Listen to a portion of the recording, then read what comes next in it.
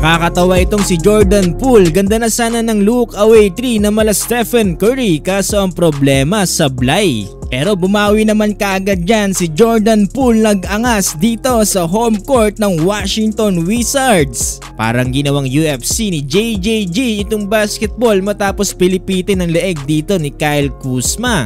Eto na, weekend vibe. Pareho naghahabol ngayon ng unang panalo ang dalawang koponan ng Memphis Grizzlies at Washington Wizards. Home court advantage para sa Wizards, starting 5 sila Kuzma, Avdija, Gafford, Jones at Poole. Samantalang dito naman sa Grizzlies sila JJJ, Tillman, Williams, Smart at si Bane. Wala pa rin si Ja Morant dito para sa Grizzlies. Opening quarter, magandang panimula dito ng Memphis Grizzlies sa pangunayan dito ni Ziaire Williams, Desmond Bane at JJJ. Umabot kasi sa 7 to nothing run ang kartada nila dito. Pero kaagad namang humabol dito ang Wizards sa back-to-back 3 nila Kyle Kuzma at Jones. Ito ang kulit ng ginawa dito ni Jordan Poole. Ginaya yung look away 3 dito ni Stephen Curry pero ang problema, sablay. Under 6-minute mark, sagutan ng 3 sa magkabilang panig. Corey Kispert, 29-foot 3-point jumper at kay Xavier Tillman para dito sa Grizzlies. 2 3 nagmula sa Grizzlies at 3 naman para sa Wizards, kasama dyan si JP. Tapos ang first quarter lamang ng 3 Washington Wizards, 25-22.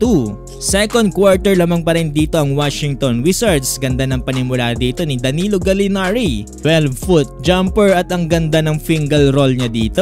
Samantala ito, unti-unti na nagiinit si Corey Kispert para dito sa Washington Wizards. Nasagot niya dito yung mga 3 na binibitawan ng Memphis Grizzlies. Parang naging rainy season na dahil sa pagpapaulan nila dito ng 3. Samantalang ito parang ginawang UFC ni JJJ ang larong basketball matapos maipit ang leeg dito ni Kyle Kuzma. Tapos ang first half, tambak na ang Memphis Grizzlies 62-46. Naka si Corey Kispert, meron na kagad siyang 22 points samantalang 10 points para kay JP.